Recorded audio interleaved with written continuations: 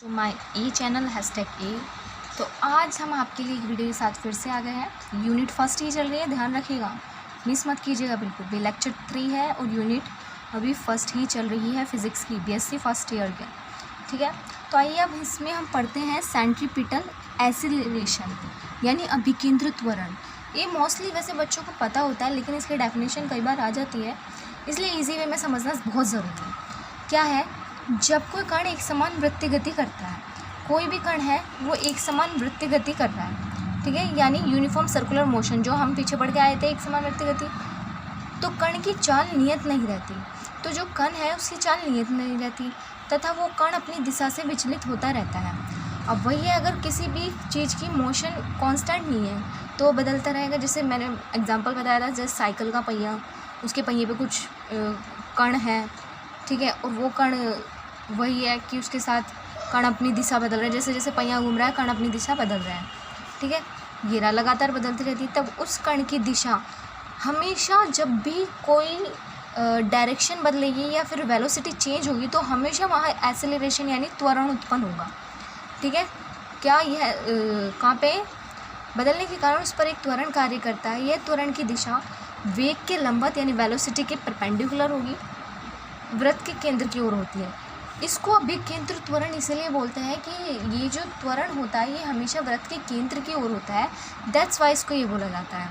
English में देखेंगे, when any particle performs the uniform circular motion, जब कोई पार्टिकल परफॉर्म करता है यूनिफॉर्म सर्कुलर मोशन की तरह, तो पार्टिकल इज़ नॉट कॉन्स्टेंट, तो वो पार्टिकल कॉन्स्टेंट नहीं रहता, उसकी डायरेक्शन भी चेंज होती रहती है। And that particle keep diverting from his direction, वो अपनी दिशा से विचलित हो जाता है यानी बदलता रहता है, और डायरेक्शन चेंज कॉन्स्टेंटली, और डायरेक्शन भी लगातार बदलती रहती है। Then an acceleration act on the particle due to its constantly change its direction. तो क्या है कि वृत्त के केंद्र की ओर जो कार्य करता है सेंटर की ओर, तो इस त्वरण को अभिकेंद्रित त्वरण ही कहते हैं। उसकी डायरेक्शन लगातार चेंज होती रहती है कॉन्स्टेंटली। अब ये है, ये चीज़ आई, आप देखना है इसको, expression for the magnitude centripetal force, अभिकेंद्रित त्वरण के परिणाम के लिए व्यंजक। ठीक है, तो इसको हम बताते हैं। थ्योरी थोड़ा वो होता है, लिखने में टाइम लगता है, तो इसलिए थ्योरी आपको पहले। मान लीजिए ये हमारे पास कोई सर्कल है, ठीक है, इस सर्कल का सेंटर हो गया बीच में, ये साइकिल का पहिया मान लीजिए, जो आप मानना चाहे वो मान लीजिए, ठीक है। यहाँ से ये कोण यहाँ पे है, यहाँ से ये यहाँ पे है, ये दोनों ऐसे करके मिल रहे हैं, तो ये ऐसे करके घूम रहा है। इसकी डायरेक्शन देखो आप, कैसे घूम रहा है, ऐसे करके, ये देखो ये घूम रहा है, ठीक है। यहाँ पे कोई P' मान लेते हैं, यहाँ पे P मान लेते हैं, ये O है और ये रेडियस है यहाँ पे, ठीक है। एंगल कितना है यहाँ, डेल थीटा, यहाँ पे एंगल हो गया। और ये जो डिस्टेंस है, ये जितनी भी दूरी यानी P से P' तक पहुँचने में इसे डेल दूरी लगती है, ठीक है। अब हम इससे पता लगाएंगे क्या।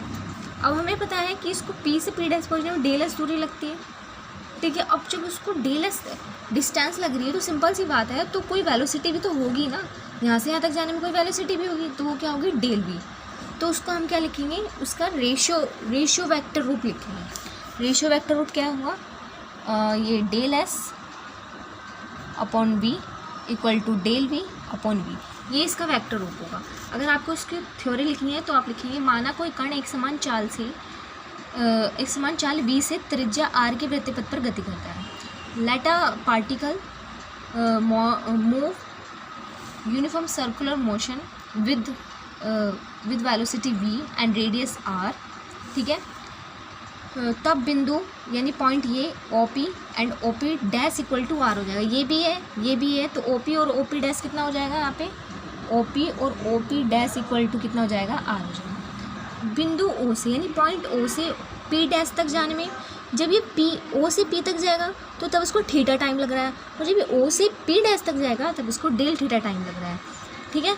और जब पूरा आगे एक पॉइंट पे पहुंच जाएगा तो कितना टाइम लगेगा, डेल थीटा, यानी OP equal to OP dash equal to del theta, ठीक है। बिंदु P से P तक की दूरी डेल एस है, हमने ये भी बता दिया। ये थ्योरी है, आप लोगों को खुद बना के लिखनी है, ध्यान रखने की, ठीक है। इसके बाद ये चीज़ लिख लिया। अब क्या, डेल एस हमने डिस्टेंस बता दी, सारी चीज़ बता दी। अब लेता है 1 से, इक्वेशन 1 से, बाई इक्वेशन 1 से। आइए चलते हैं आगे, बाई इक्वेशन 1, ये डेल एस अपॉन आर था, जो हमने वेक्टर रूप लिखा था, डेल वी अपॉन वी था। इसको हम ऐसे लिख सकते हैं, v अपॉन आर, इन दोनों को यहाँ पहुँचा दिया, इसको यहाँ पहुँचा दिया s।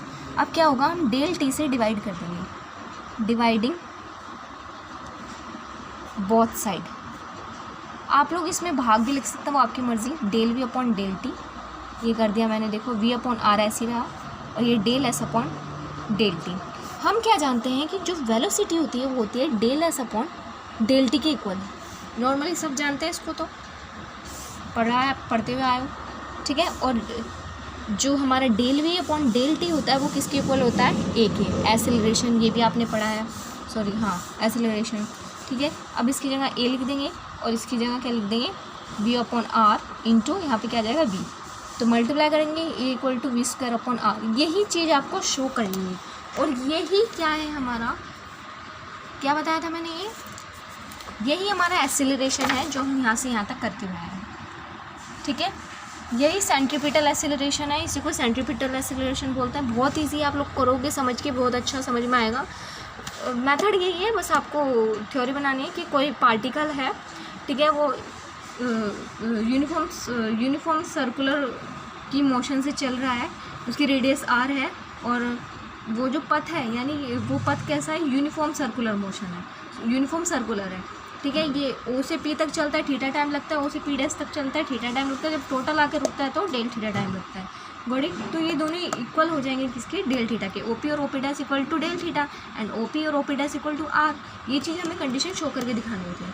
तब हमें क्या, यहाँ से पी से पी डैश तक जाने में डेल एस दूरी लगी। अब डेल एस दूरी लगी है, डिस्टेंस लगी है, तो कोई वेलोसिटी भी होगी, तो डेल वी, ठीक है। तो इन दोनों का क्या ले लेंगे हम, वेक्टर ले लेंगे। ये यहाँ पे जो है बच्चों, ये यहाँ पे ये है रेडियस, ठीक है।